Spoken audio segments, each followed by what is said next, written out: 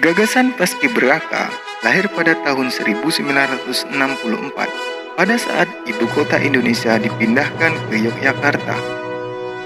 Memperingati hari ulang tahun proklamasi kemerdekaan RI yang ke-1, Presiden Soekarno memerintahkan salah satu ajudannya, Mayor Husein Mutahar, untuk menyiapkan pengibaran bendera pusaka di halaman Istana Gedung Agung Yogyakarta.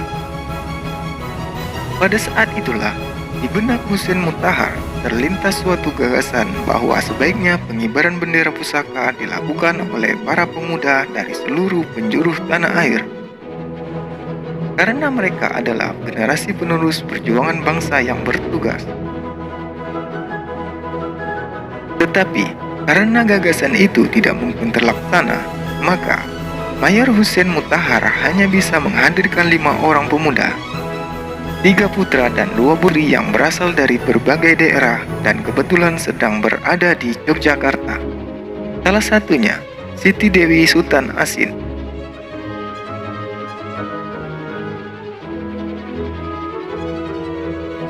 Lima orang tersebut melambangkan Pancasila.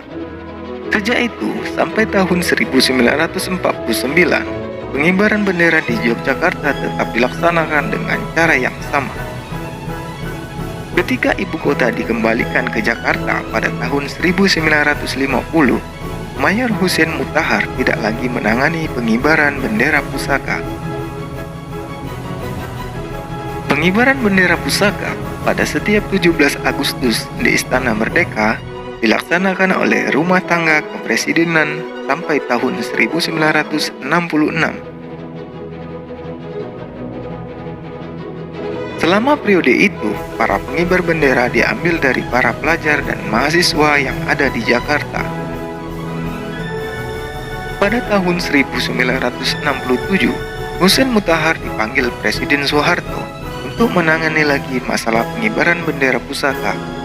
Dengan ide dasar dari pelaksanaan tahun 1964 di Yogyakarta, dia kemudian mengembangkan lagi formasi pengibaran menjadi 3 kelompok yang dinamai sesuai jumlah anggotanya, yaitu Pasukan 17 pengiring atau pemandu, Pasukan 8 pembawa bendera atau inti, Pasukan 45 pengawal.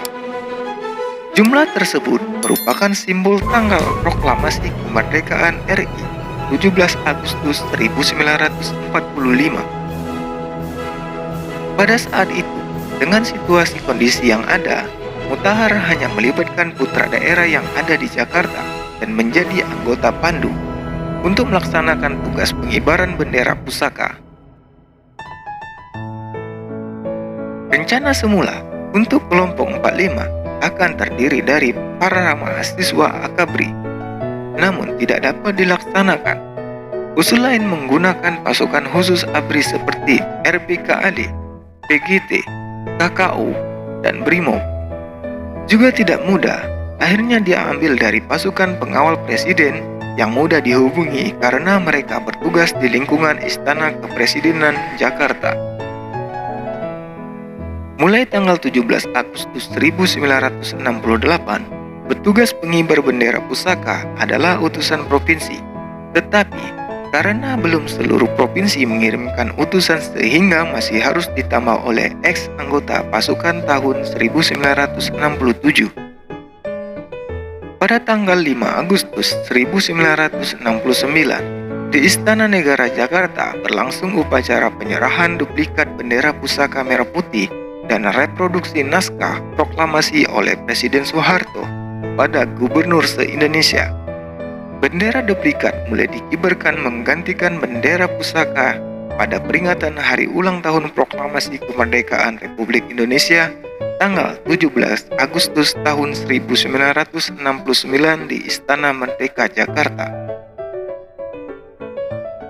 Mulai tahun 1969 itu, anggota pengibar bendera pusaka adalah para remaja siswa SLTA sederajat setanah air Indonesia yang merupakan utusan dari seluruh provinsi di Indonesia, dan setiap provinsi diwakili oleh sepasang remaja putra dan putri.